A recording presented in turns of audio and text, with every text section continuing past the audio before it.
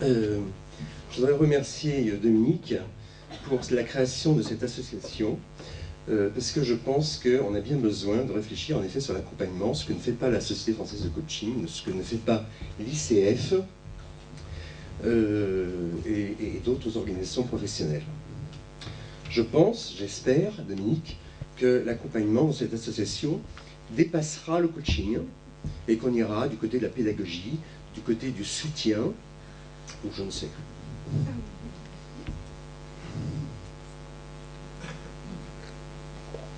Alors, comment je me retrouve là?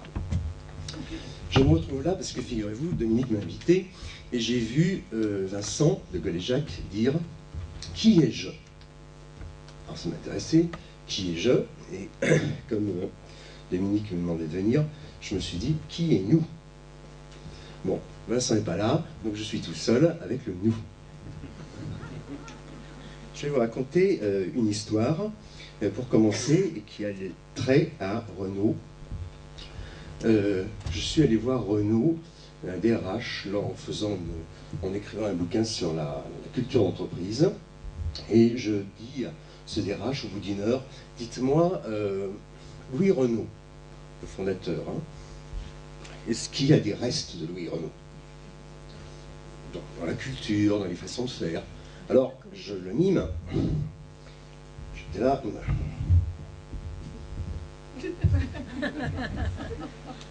oui, il doit bien y avoir des restes de Louis Renault. Très bien, alors je vais vous raconter l'histoire de Louis Renault. Louis Renault, c'était un petit garçon, le troisième dans une famille de 5, trois garçons et 2 filles. Et les 2 frères travaillaient avec le père. Ils vendaient, c'était des commerçants, ils vendaient des ustensiles pour les tailleurs, des boutons, des choses comme ça. Donc les 2 frères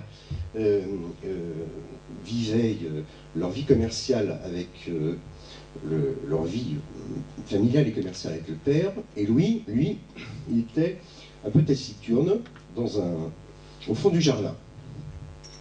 Alors, au fond du jardin, c'était le fond du jardin de la maison de campagne des Renault. Figurez-vous que les Renault avaient une maison de campagne, pas loin de Paris, sur une île qui s'appelait l'île Seguin. Et Louis Renault a racheté toutes les parcelles de l'île Seguin pour faire l'usine qu'on a détruite. Donc Louis, il était au fond du jardin et c'était un passionné de mécanique et d'électricité. Donc, à l'écart, d'autant plus à l'écart dans sa famille qu'il avait des difficultés de communication. Il avait même des difficultés d'élocution.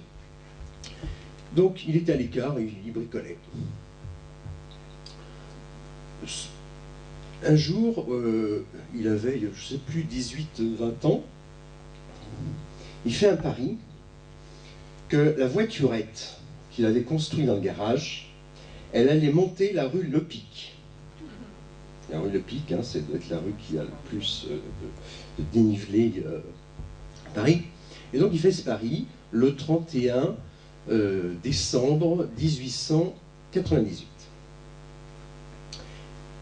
C'était pour lui, enfin c'était pour tout le monde un pari impossible. Cette machine n'allait pas, ça ne pouvait pas marcher. Toujours est-il qu'elle monte la rue Lepic et qu'en haut de la rue Lepic, il y a 12 personnes qui font un chèque pour avoir une voiturette. Étonnement quand même de la famille Renault, les sœurs, les frères, etc. Qu'est-ce qui lui arrive à petit Louis? Il a fait un truc qui intéresse des gens. Ça ne va pas les intéresser très longtemps, mais quand même, comme on est des bons commerçants, on va faire une entreprise pendant 10 ans, durée de vie de 10 ans, pour qu'on puisse commercialiser ces 12 voitures et peut-être quelques autres.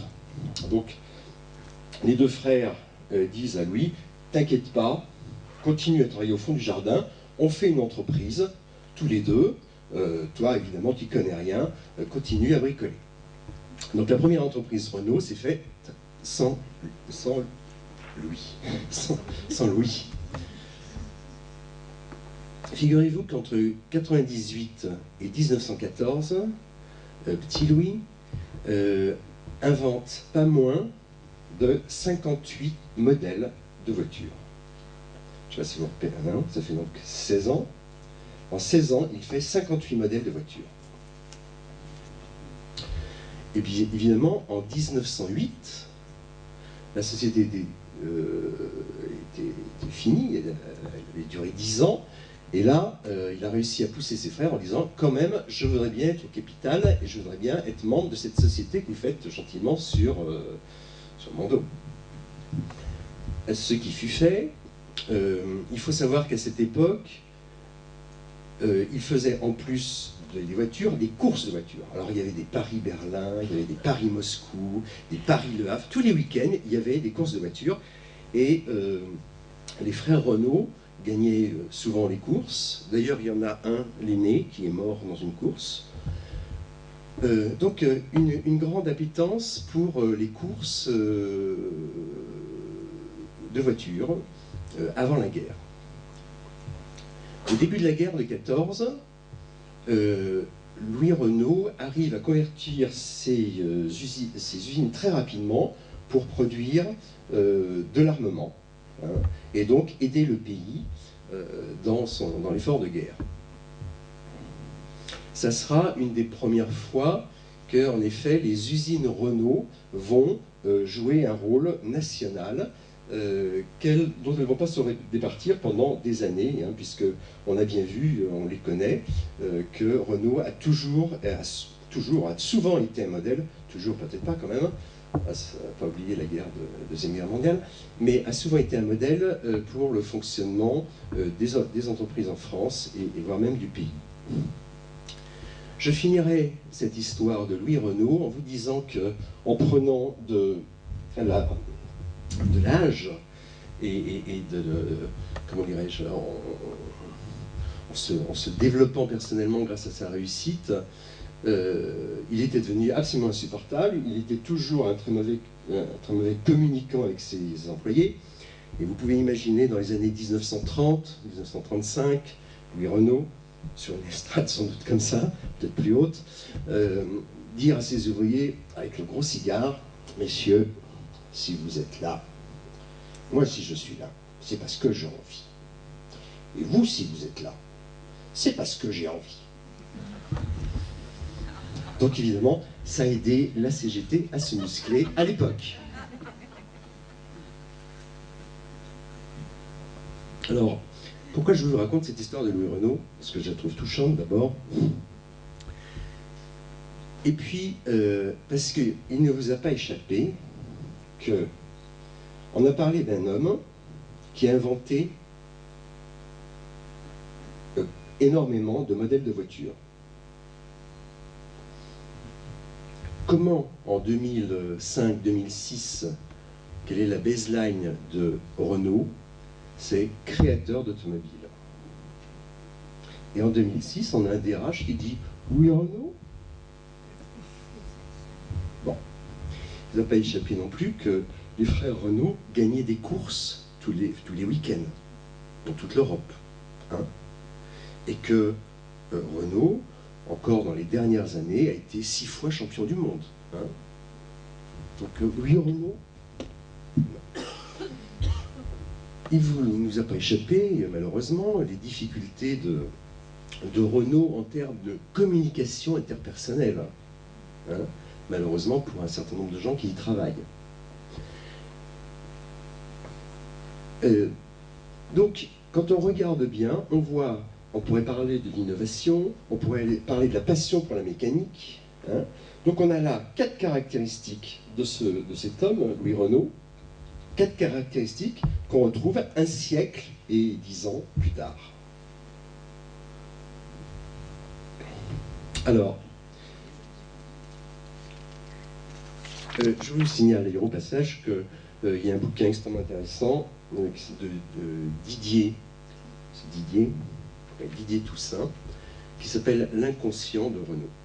Hein, c'est un bouquin vraiment que je vous recommande. Il a fait d'ailleurs un autre qui s'appelle L'inconscient de la FNAC.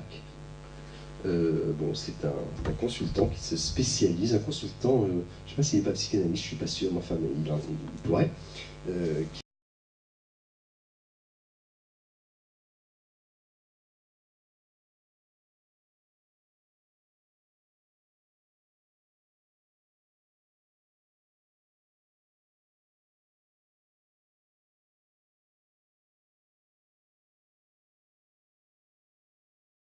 à ce concept que j'appelle le nous.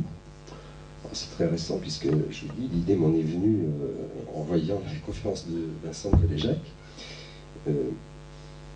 Pourquoi un individu s'identifie à l'institution qui l'emploie? Alors, j'ai bien compris que dans la salle, il y avait des gens qui devaient avoir la réponse beaucoup plus académique, on va dire, que moi, mais peu importe. Je pense que si on s'identifie à l'institution qui nous emploie, c'est pour répondre à un certain nombre de besoins qui sont des besoins d'appartenance, des besoins de conformité, des besoins d'aspiration, de modèle, de fierté et d'image valorisante de soi. Peut-être il y en a d'autres, hein, mais c'est des 4 ou 5 qui me sont venus comme ça. Je me suis dit, oui, c'est vrai que on va prendre que ce grand nous, hein, pour ne pas parler de ce grand autre, ce grand nous va permettre à l'individu de s'identifier et donc créer une partie de son identité. Alors j'imagine bien que dans la liste que j'ai donnée, il va y avoir des questions, mais j'y répondrai. Parce qu'en effet, quand on parle de besoin de conformité et de besoin de modèle, il y a des gens que ça peut peut-être étonner, on verra. Qu'est-ce que c'est que le nous? Alors, ce nous, bon, moi je travaille depuis 2-3 ans maintenant. J'ai oublié de vous dire que je suis coach militant.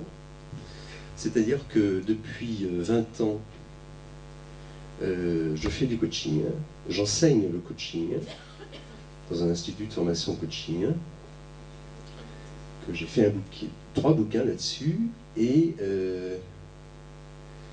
que pour moi, le coaching, bon, je suis un des 10 fondateurs, des quelques fondateurs de la Société française de coaching, et pourquoi je me suis tant investi, c'est que à l'époque, je voyais, grâce au coaching, un intérêt des entreprises, on va dire capitalistes pour faire court, un intérêt des entreprises pour le développement personnel. Or, avant, j'étais psychothérapeute et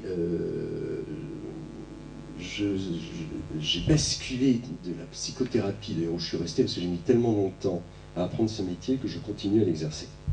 Ça n'a pas fallu 10 ans pour l'apprendre, 20 ans de divan, etc. Donc, je n'ai jamais été capable de les lâcher. Mais pourquoi je suis basculé du côté du coaching? C'est parce que j'avais envie d'aller faire du développement personnel. Je disais avec les guerriers à l'époque. C'est avec les gens qui sont sur le front. Et surtout, peut-être, avec les gens qui n'ont pas de demande. Bon, c'est ça mon côté militant, hein, c'est peut-être de vouloir aller emmerder les gens qui n'ont pas de demande et leur proposer d'avoir, non pas des solutions, mais du développement personnel. Bon, voilà, ce petit effort de présentation fait, je reviens à ma question sur qui est ce nous, qui est une sorte de, je dirais, de bien incorporel. Pour moi, le nous, là, tel que j'essaye de l'élaborer, c'est pas la culture, ce n'est pas la culture d'entreprise. La culture d'entreprise est un des éléments de ce nous. Ce nous, c'est un liant. Oui, c'est un liant, pas un lien. Le lien s'appuierait sur ce liant, sur cette colle, sur cet ensemble incorporel, comme sont l'air. L'air est incorporel, enfin, en tout cas, il n'est pas très visible, mais incorporel, je ne sais pas dire. Bon, ce nous, on le connaît surtout par ses effets, comme pour le vent, mais on ne le connaît pas. On ne le voit pas, on ne peut pas l'appréhender, d'autant plus que c'est un système de représentation, ce qui rend les choses particulièrement complexes, puisque ça veut dire que des représentations agissent les unes sur les autres. Hein. Des valeurs agissent sur des croyances, ça se mélange à des mythes, etc., dans des logiques extrêmement diverses. Donc ce nous, il est assez difficile d'en faire le tour. Mais je pense que c'est quand même une sorte de réalité collective, une sorte d'identité collective. Et c'est comme ça que je le représente. Et en effet, il s'appuie sur la culture sur laquelle je voudrais venir. Ce nous, bon, j'ai dit que c'était un système de représentation, c'est un système de représentation partagée. Sans forcément le savoir, les gens sont très étonnés quand on leur dit qu'il y a une culture, que ça se sent quand on entre dans les murs, en bas de la Société Générale. Vous avez déjà, quand vous voyez les 5 charmantes jeunes femmes, une brune, une blonde, tout habillée de rouge à l'entrée, souriante et très professionnelle, déjà il y a un élément de culture. Ici, quand on entre ici, tout à l'heure, j'étais très content de rentrer dans un lycée, ça n'était pas arrivé depuis longtemps, je veux dire, il y a la culture est dans les murs, d'accord? Donc, ce nous, il est fait, non seulement de culture, mais aussi des valeurs opérantes méconnues, ce qui est d'ailleurs souvent assez proche de la culture. Il est fait de l'image de marque, il est fait de normes, conscientes ou inconscientes, de process. Il est fait de projets, ce nous. Hein? Quand on regarde Renault, par exemple, on pourrait regarder Auchan, on pourrait regarder un certain nombre d'entreprises comme ça, Danone, etc. On s'aperçoit de l'importance du projet et dans le projet du leader. Tout ça, ça fait une sorte d'enveloppe d'identité, pour prendre un terme qui n'est pas de moi. Ça fait une enveloppe identitaire qui va permettre à l'individu de s'exprimer, de se mobiliser ou de se démobiliser d'ailleurs, et en tout cas de pouvoir répondre aux fameux besoins d'appartenance, d'aspiration et d'image valorisante dont je parlais tout à l'heure. Peut-être on peut passer voilà, c'est joli. Je ne sais pas si vous avez repéré que Renault, vous vous souvenez, a toujours été créatif, non seulement en voiture, mais par exemple en publicité. Hein. Alors là, on est à une époque hein, où Renault était leader dans la vente de produits en ajoutant en général une jolie femme, et vous avez vu, je crois qu'il y en a 2 ou 3 comme ça. Bon, maintenant c'est une époque révolue, mais en effet, Renault, en fait, depuis que Louis Renault, qui n'était pas un homme très avenant, s'est mis à sortir avec ses cigares, ses grandes voitures et de très jolies femmes. Voilà. Donc entre les 2 guerres, ça s'est passé comme ça. Je ne sais pas si c'est pour ça qu'il y a des belles femmes sur les images, mais enfin, c'est une particularité de cette entreprise d'avoir toujours présenté. Il n'y a pas que, hein, je pense à Philips par exemple. Alors Philips, là les femmes elles sont plutôt sympathiques, mais chez Philips, c'est carrément. C'est des poupées froides à côté comment dirais-je, de machines d'ingénieurs extrêmement sophistiquées. C'est impressionnant de froideur. Est-ce qu'on peut avoir une autre image, puisqu'on y est? Ah, tenez, la froideur. Alors ça, c'est le technocentre de Renault. C'est une photo qui est un peu ancienne, parce que depuis quelques mois, ils ont mis des grilles là, au-dessus des passerelles, des grilles ajourées, mais qui empêchent de passer par-dessus les passerelles. C'est vrai, hein. Ça donne une image, j'aime bien cette entreprise, hein, qu'on soit clair. D'accord? C'est pas parce qu'on aime... c'est pas parce qu'on aime bien qu'on n'est pas critique. Il y a 3 ans, quand je faisais cette étude sur les entreprises, j'ai cherché sur le site Renault, le site de la formation. Je vous ai dit tout à l'heure qu'il y a une sorte de communication assez froide, assez impersonnelle. Enfin, la communication personnelle, elle passe toujours par la mécanique, elle passe toujours par le business dans cette entreprise, hein, globalement. et ça, on le tient sans doute de l'héritage de Louis Renault. Quand vous allez actuellement sur le site de la formation Renault, qui est une formation assez intéressante et évidemment de grande qualité, technique, presque mécanique, je vous mets, en tout cas il y a 2 ans, au défi sur 20 pages de formation, même dans les chapitres de développement personnel, je vous mets au défi de trouver le mot « écoute ». Moi je l'ai cherché, 2 ou 3 ans, il n'y avait pas le mot « écoute ». Plutôt en formation sur le développement personnel, ils arrivent à le faire sans ce mot-là. On va venir à une autre, j'en ai qu'une diapo. Ouais, ça c'est Technocentre, on passe à la suivante. Mais là, vous voyez, alors on peut, vous pouvez cliquer parce qu'on devrait avoir du texte. Ah non, non, non, en rien. Bon, ça fait rien. Je voudrais vous parler un petit peu de la culture d'entreprise. La culture d'entreprise, c'est, à mon sens, parce que c'est vraiment très compliqué, il faut être gonflé pour se lancer dans une définition de la culture d'entreprise, mais comme je ne suis pas un grand scientifique, je me permets des choses qu'eux ne peuvent pas se permettre. J'ai le sentiment, avec Dominique Ray d'ailleurs, qui est le co-auteur du livre dont je parle, que la culture d'entreprise, on pourrait ranger, la ranger dans 4 organisateurs, qui sont les valeurs, les croyances, les mythes et les traces. Les valeurs, bon, vous savez, les croyances également, les mythes. Alors un mythe, Muliez, le patron de Auchan,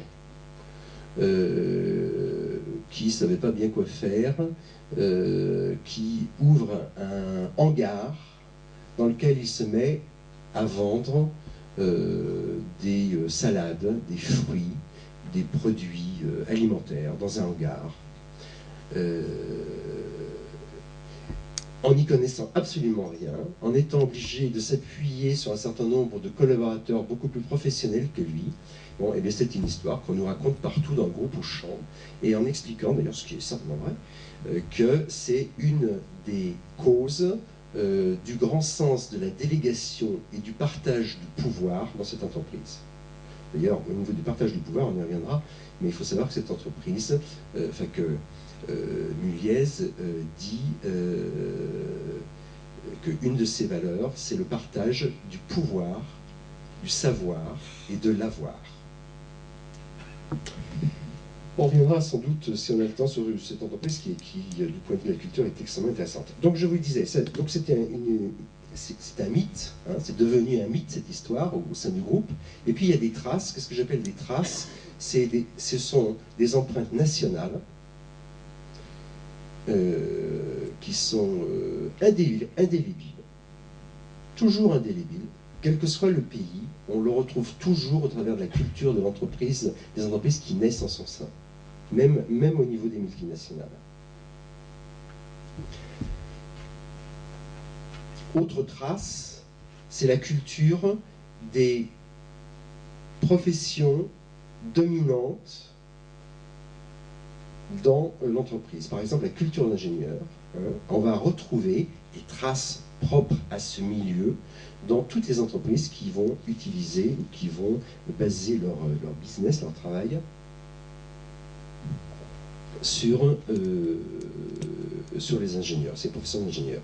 Alors, oui, mon schéma ne marche pas là, mais donc vous avez les traces, les mythes, les croyances et les valeurs. Tout ça seraient les 4 grands sacs, si je puis dire, les 4 grands ensembles dans lesquels on pourrait, les 4 grandes classes de la culture. Ici, il y a quelque chose qui s'appelle les normes. Merci. Les normes, c'est-à-dire que, en fait, ces valeurs, ces empreintes, servent à donner forme à des normes qui peuvent être des normes de comportement, mais qui sont aussi des normes de process, de processus, de procédures, d'une entreprise à l'autre. Les procédures ne sont pas les mêmes. Hein. les procédures de contrôle de gestion ne sont pas les mêmes. Par exemple, les procédures de contrôle tout court ne sont pas les mêmes. Ces normes, elles peuvent être aussi liées à la communication, les formes de la prise de décision. C'est très intéressant de voir la forme de la prise de décision dans les entreprises, hein. Comment des grandes entreprises peuvent avoir des formes de prise de décision complètement autocratiques, ça on le savait, mais des fois consensuelles, hein, avec des espèces de débats internes, informels, qui circulent pendant des mois, et puis après, Danone fonctionne comme ça, Xerox, etc. Et puis petit à petit, une sorte de consensus collectif se dégage. Hein. Donc voilà, toutes ces normes qui sont soit conscientes, soit inconscientes. C'est-à-dire il y a des normes conscientes, puis il y en a qui sont complètement inconscientes dans une organisation. Je vais vous prendre quelque chose. Je vous parlais beaucoup de McDonald's. Alors peut-être c'est pas lieu de parler de McDonald's, tant pis. Moi je n'y allais pas comme vous, jusqu'au jour où ils m'ont pris comme consultant et que mon fils, à qui j'ai demandé pourquoi tu aimes aller chez McDonald's, m'a dit bah, parce qu'ils font tout ce qu'on aime. Ah ouais, d'accord, il y avait 9 ans. Il n'y va plus bien maintenant. Je me parlais beaucoup de McDonald's, mais pourquoi? C'est que c'est une entreprise que je trouve tout à fait étonnante. Tout à fait étonnante. J'avais beaucoup d'appréhension. Hein. Je leur ai demandé 3 jours, le droit de circuler pendant 3 jours chez eux, avant de dire si oui ou non j'allais intervenir pour eux, si j'en étais capable. L'autre jour, j'ai dit oui. Et j'ai découvert une entreprise tout à fait étonnante. Dans une entreprise dont la fierté de certains est d'avoir les mêmes Mac partout dans le monde. Ils nous disent tel quel. Donc leur fierté, c'est ça. Bon, on fait peut-être trouver le même Mac partout dans le monde, c'est important. Moi, j'ai découvert une entreprise de très grande diversité. C'est la seule chez McDonald's. On ne parle jamais de cuisine. On parle de restaurant, mais cuisine, on ne les entend jamais parler de cuisine. Ils parlent de business, mais pas de cuisine. Par contre, on va dans les plus grands restaurants que je n'ai jamais fréquentés. Et donc, dans ces grands restaurants, je pouvais me retrouver avec 10 dirigeants. Celui-là était manifestement d'extrême gauche et celui-là d'extrême droite. Et il y avait tout l'éventail politique autour de la table. Ils le savaient, ils parlaient ensemble, sans que ça pose de problème. Donc ce niveau de diversité, moi je ne l'ai jamais vu dans d'autres entreprises que celle-là. Mais il y a d'autres diversités chez McDonald's. Alors, pourquoi je parle de diversité? Vous avez compris, hein, le même Mac partout, et puis cette espèce de fierté, elle se retourne en une autre fierté qui est liée à la diversité. Alors, aller chez McDonald's, le black, blanc, beurre, il y a longtemps qu'ils ont inventé. Non seulement il y a longtemps qu'ils ont inventé, mais ils aiment ça. Et c'est une des rares entreprises qui fait ça. C'est une... Allez, j'y vais pas, mais je me dis, à Sarcelles, le samedi soir, à 11h du soir, il n'y a plus qu'une enseigne, un magasin, un restaurant ouvert. Et sans vigile. C'est McDonald's. Donc c'est une entreprise, je peux vous en parler plus longtemps, mais c'est une entreprise qui est extrêmement intéressante. Mais ce que je veux simplement montrer, c'est comment des fois, ce qu'on a en espèce d'unité de produit, on va le rencontrer en diversité. Et ça, c'est justement les problématiques de la culture, les difficultés de la culture. J'en reviens, excusez-moi, je suis toujours un petit peu méandreux, mais c'est comme ça. Je reviens donc à ces 4 grandes classes qui permettraient de comprendre la culture. Alors à quoi elles servent ces classes? À quoi elles servent ces classes? À ranger, à arranger, à organiser, à donner son avis sur 5 grands types de logique. commence à devenir compliqué, hein. Mais là-dedans, il y a, ça gère, ces classes gèrent des logiques. La logique, par exemple, le rapport au pouvoir, le rapport à la nature, le rapport au monde, et donc à l'extériorité, le rapport à l'incertitude.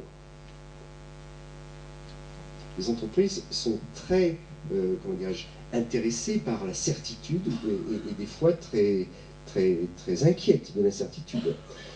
Ces classes, ça gère aussi, si je puis dire, les modes de raisonnement. Puisque j'en ai 6, je vais toutes les dire. Hein, l'individuel et le collectif. Toute entreprise a à se positionner.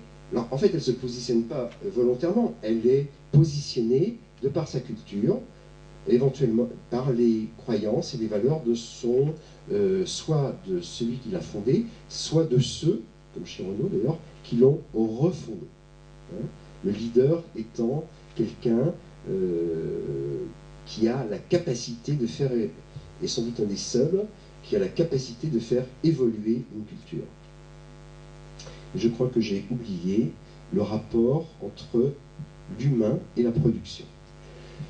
Donc, selon moi, pour le moment, dans cette petite réflexion qui est la mienne, ces 5 classes serviraient à organiser 6 grandes logiques: la relation pouvoir, la relation d'incertitude, les modes de raisonnement,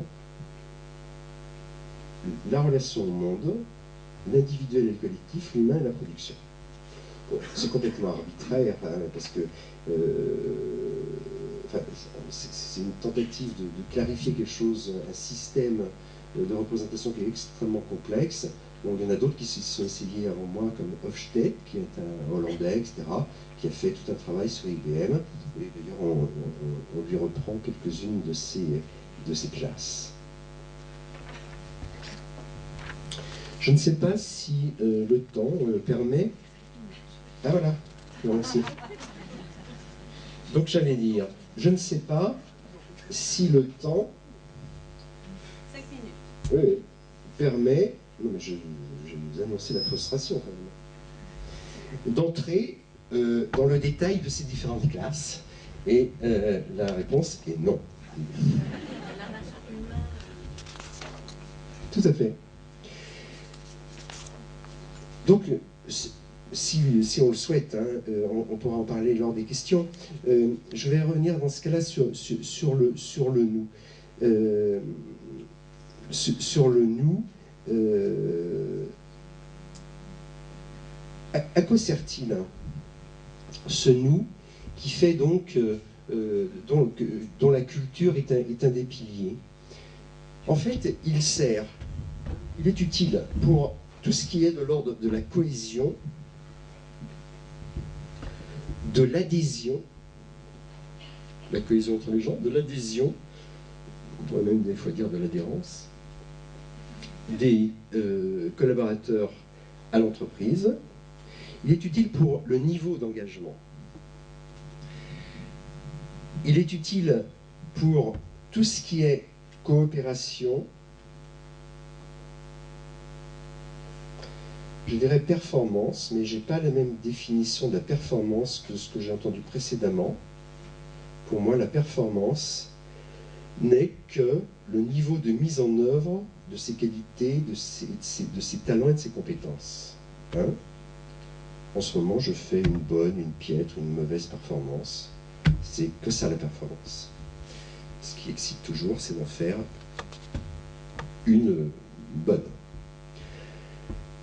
Donc, pour le nous, ce nous, cette identité collective, elle est intéressante, à mon sens, à manager pour l'entreprise. Et d'ailleurs, il y a, je pense à France Télécom, je pense à Sperian, qui sont des entreprises qui ont compris qu'il fallait s'occuper, comme ils s'occupent de la marque, il fallait s'occuper non seulement de la culture, mais aussi de cette enveloppe identitaire. Pourquoi? Parce que c'est une source d'efficacité collective. C'est-à-dire que les directeurs de ressources humaines ne sont pas que des directeurs de ressources individuelles, mais aussi des ressources collectives et des ressources d'équipe. Et on voit par exemple dans le sport de haut niveau que ils sont très forts pour, comment dirais-je, gérer, stimuler les ressources collectives. Hein, ce qu'on appelle les qualités émergentes. Ce qui naît de deux personnes et qui ne naîtra pas de deux autres. C'est une qualité émergente. Donc il y a vraiment un gisement de travail sur les ressources, si on s'occupe un peu plus et de la culture et du nous. Dans cette tentative que je fais sur le nous, il s'est trouvé que j'ai travaillé pour une préfecture aussi, et où je me suis dit, tiens, il y a un nous qui est très relâché ici. C'est-à-dire un sentiment. Alors, les gens étaient de bonne volonté, de bonne foi, de bons professionnels, et tout à fait engagés dans leur travail. Mais ils sont engagés dans une sorte de fonction publique, de service public. Ils ne sont pas engagés ensemble. Chaque service est dans son bureau, gère ce qu'il a à gérer. Le secrétaire général fait à peu près toutes les interfaces, en tout cas dans cette préfecture. Gère les interfaces, ce qui fait que les gens peuvent rester tout à fait cloisonnés. Et je me suis fait cette réflexion de dire, tiens, ben voilà un bon exemple de nous relâchés, alors que chez McDonald's, on a un nous très serré. Alors attention, classe sociale ne sont pas oubliées, c'est un nous très resserré par strate hiérarchique. Mais l'entreprise gère bien le nous de chaque strate hiérarchique.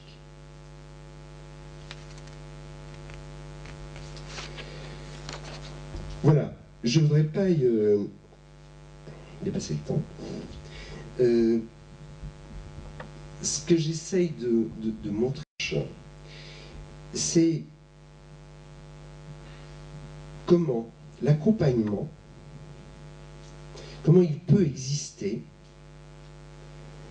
un accompagnement du collectif en permettant à une entreprise de faire évoluer sa culture à partir d'une connaissance qu'il faut qu'elle en ait, ce qui n'est en général pas le cas, hein, mais ça fait partie de ce qu'on appelle le coaching d'organisation, hein, qui est naissant.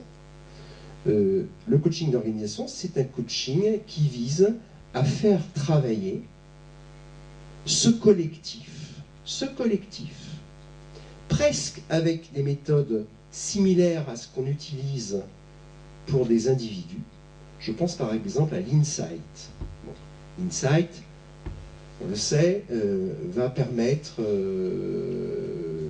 en dégageant, suite à, je dirais, à l'insight qui a un lien, qui relie émotion et représentation, à partir du moment où cette prise de conscience se fait, il y a ce qu'on appelle un recadrage, bon, et un changement, c'est-à-dire une sorte de libération d'énergie qui fait qu'on va remettre en question certains aspects de sa vie qu'on a découvert au travers de cet insight. Bon. Il y a parfaitement moyen de faire ça collectivement. Et c'est le coaching d'organisation. Et je pense, Dominique, que dans cette association, ça serait bien qu'on s'occupe aussi de l'accompagnement des institutions. Voilà. Merci.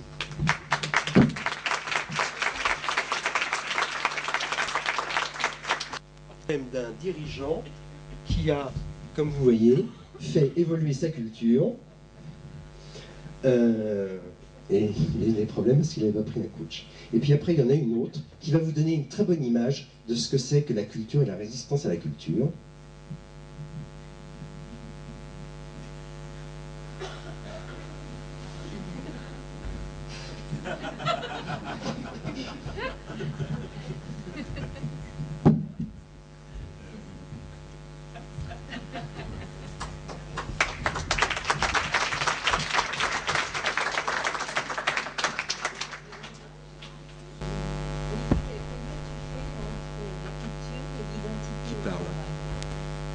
J'ai pas vu qui parlait. Au fond, vers le pilier. D'accord. Ok. Quel lien je fais entre Et la culture.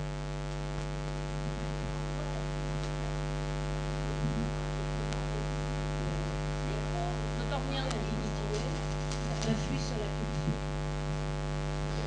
culture. Là, pour le moment, là où j'en suis de cette réflexion, je passe par le nous. Hein. Donc, je veux dire, j'ai rien inventé en parlant d'une identité non pas plurielle, mais collective. Et cette identité collective, elle a, comme pour les individus, une sorte de personnalité, elle a même des caractéristiques névrotiques. Hein. Il y a eu des bouquins sur l'entreprise névrosée, par exemple. Donc, il y a la culture, comme pour une famille, imprime un certain nombre de normes, surdétermine un certain nombre de normes sur les individus, et ces normes auxquelles ils se soumettent par désir, soit parce qu'ils n'ont pas connu autre chose, ou simplement par désir d'appartenir, de se conformer, à la culture qui est dominante pour eux.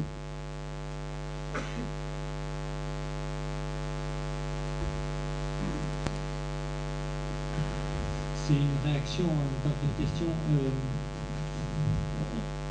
On a aujourd'hui des cadres d'entreprise qui prennent de la distance par rapport à justement cette culture d'entreprise. Alors d'un côté, ça va dans votre sens parce qu'ils se réfèrent à ce nous en disant c'est pas moi. Et par exemple, une société comme Airbus est aujourd'hui dans un niveau historiquement bas d'attachement de ses salariés à l'entreprise. Donc ça ne laisse pas indifférent. Alors la question c'est où ça se situe dans votre modèle, et puis aussi est-ce que ça n'a pas quelque part à voir, est-ce que c'est pas une composante même de la culture cette affaire-là, ou est-ce que c'est quelque chose qui est en émergence pour demain, voilà. Comment ça se situe?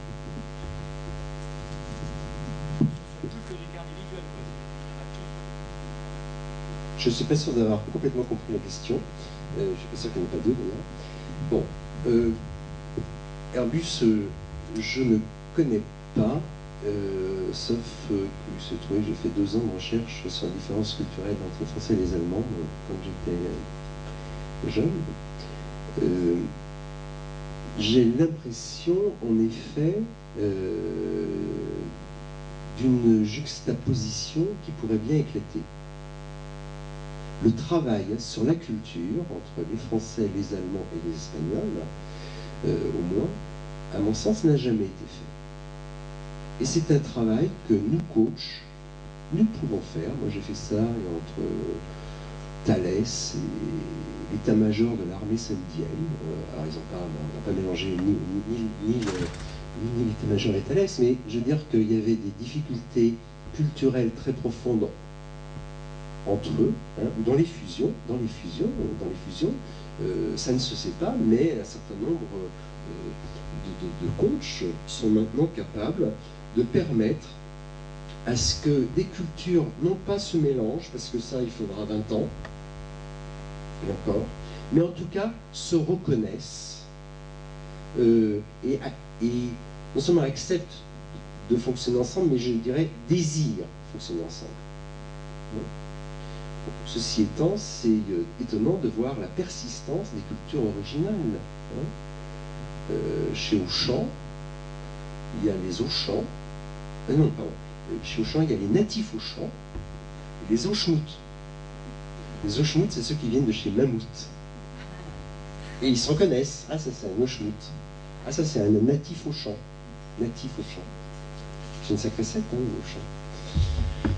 Bon, donc, je veux dire que le maillage de deux cultures, c'est un vrai travail à faire.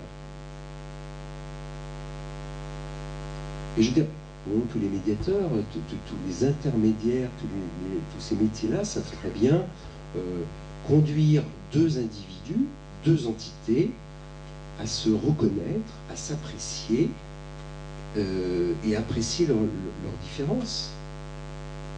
Je veux dire, ça peut être une formidable opportunité. Alors qu'est-ce qu'on voit dans les fusions? C'est l'écrasement, bien souvent, de celui qui est racheté par celui qui a acheté. Ses propres difficultés, c'est normal. C'est ce que j'appelle, mais alors là encore, c'est comme le nous, il y a très peu de travail sur la culture, hein. Très peu. Il y en a deux, trois, Thévenet, etc. Il y en a quelques-uns, mais il y a quand même très peu de choses qui se font sur la culture. D'entreprises, des organisations. Donc c'est pour ça que j'avance timidement sur des œufs en osant apporter un nouveau concept qui est le point aveugle. Le point aveugle. Alors ça c'est extrêmement intéressant. Vous savez qu'on a un point aveugle dans l'œil à l'endroit du nerf optique, d'accord? Il y en a quelques-uns qui ont dû faire le tour d'eux-mêmes pendant quelques années sur un divan, face à un thérapeute, et ils n'ont jamais réussi à se voir. Moi non plus. C'est-à-dire que vous m'avez vu plus que je ne me suis jamais vu. Donc je balade mon point aveugle, avec moi. Personnellement, il est... Et je tourne autour, hein, et je travaille. Je ne dirais pas que je fais même des efforts, parce que ma femme étant mon assistante, elle pourrait me dire, Olivier, tu as parlé d'efforts tout à l'heure. Non, donc j'ai évité cette question. Mais il y a un point aveugle. Alors je vous cherche des exemples de points aveugles.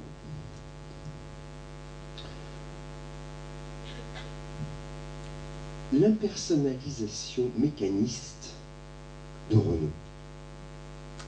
C'est vraiment un point aveugle énorme. Malgré tous les efforts que fait cette boîte, ils ont mis en place un observatoire du stress. C'est pas rien. Vous savez à partir de quoi? À partir des ingénieurs qui observaient le stress des pilotes de course.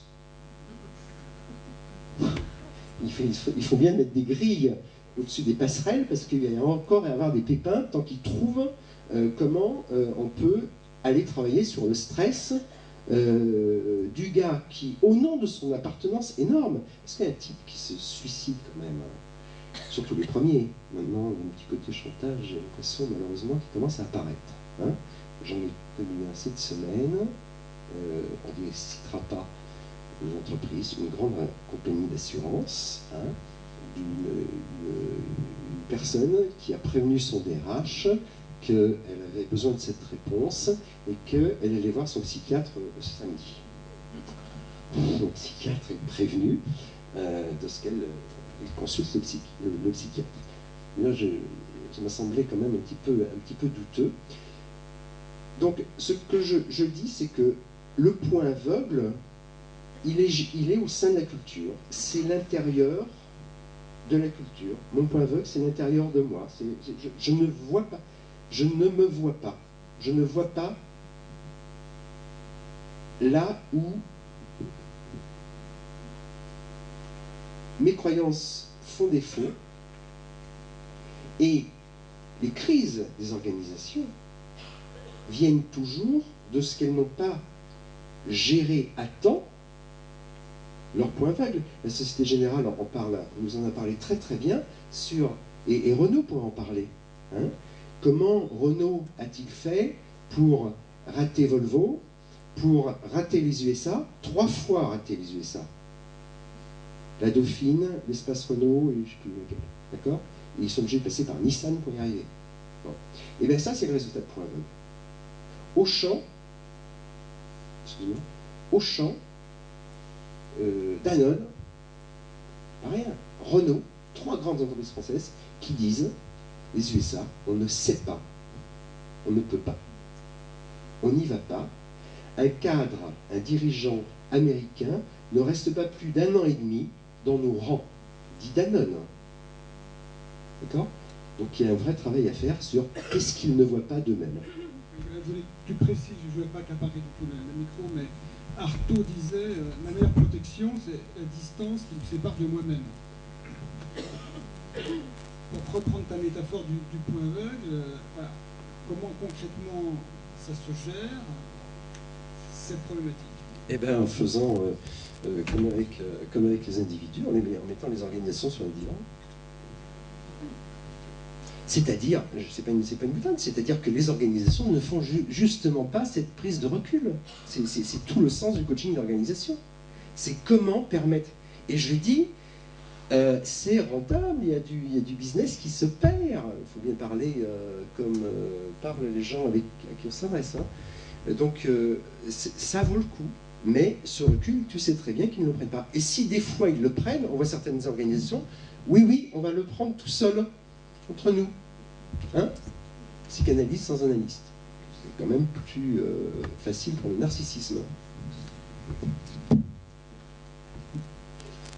En entendant l'exemple de Renault et puis tout à l'heure celui d'Airbus, là, je me demande si la force du lien ne fait pas, dans certains cas, de l'ombre, voire pourrait mettre à mal le lien.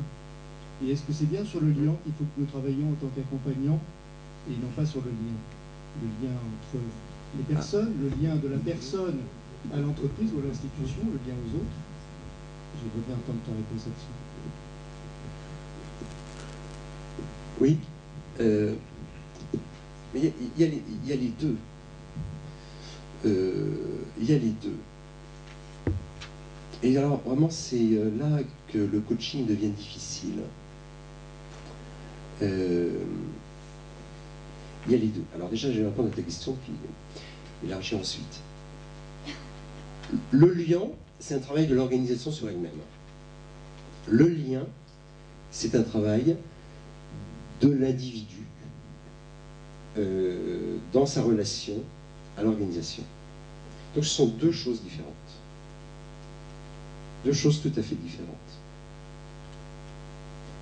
Et j'invite en effet l'organisation à travailler sur son lien, sur sa colle, et l'individu à travailler sur sa puissance. Hein, c'est-à-dire la quantité et la qualité de pouvoir qu'il pourrait mettre en œuvre dans ce système. D'accord? Parce que pour moi, le coaching, hein, c'est un travail toujours sur la puissance, sur le pouvoir, sur le plaisir. Mais c'est toujours dans cette opposition entre l'individuel et le collectif.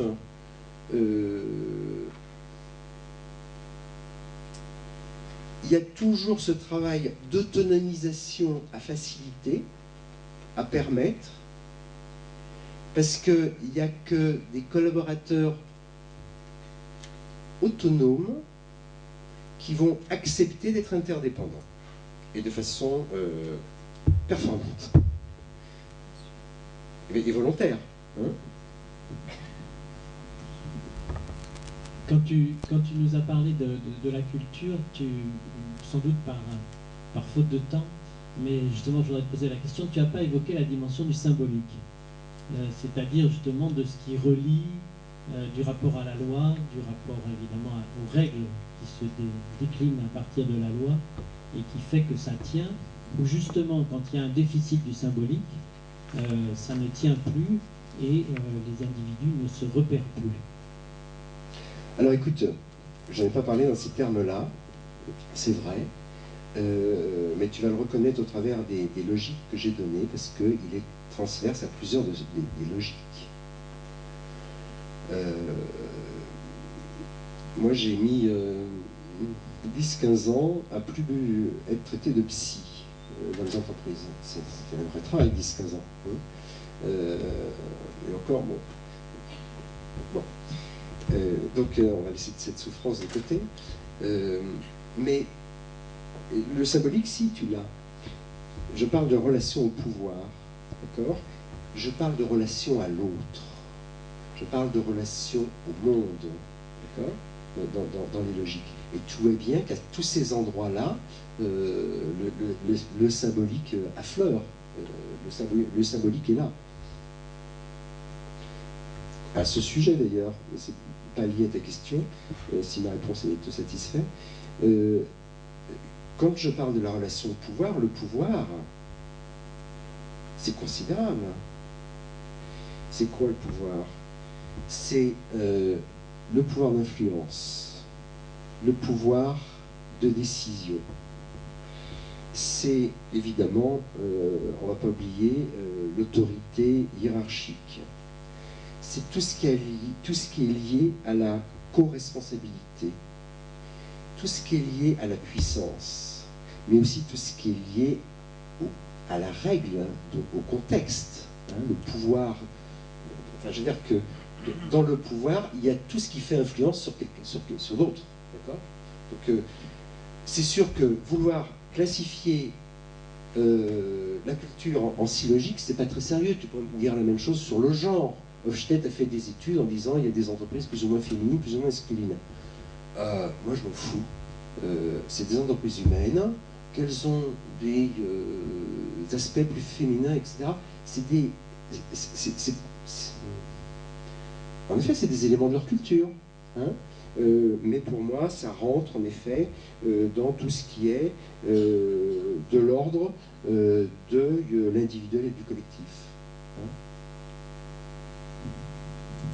Olivier Martin, le loup, est-ce que c'est pas aussi un travail sur un terme que vous n'avez pas employé, ce qui m'a un petit peu surpris, c'est la vision partagée. Et sachant aussi que la vision partagée, c'est un éternel recommencement, et c'est jamais un acquis. Est-ce que ça n'a pas aussi un caractère positif? Et pourquoi est-ce qu'aujourd'hui, par exemple, le Parti socialiste a énormément de mal dans son nous identitaire et que ça peut nous, voilà. Pour les mêmes raisons que ADS.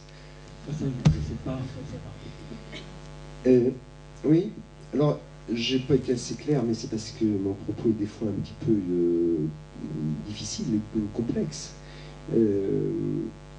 J'ai pas été assez clair et cependant j'ai parlé tout à l'heure du projet et du leader. Hein. Alors en effet, la vision partagée était nichée là-dedans. Hein, c'est pour moi le même ensemble.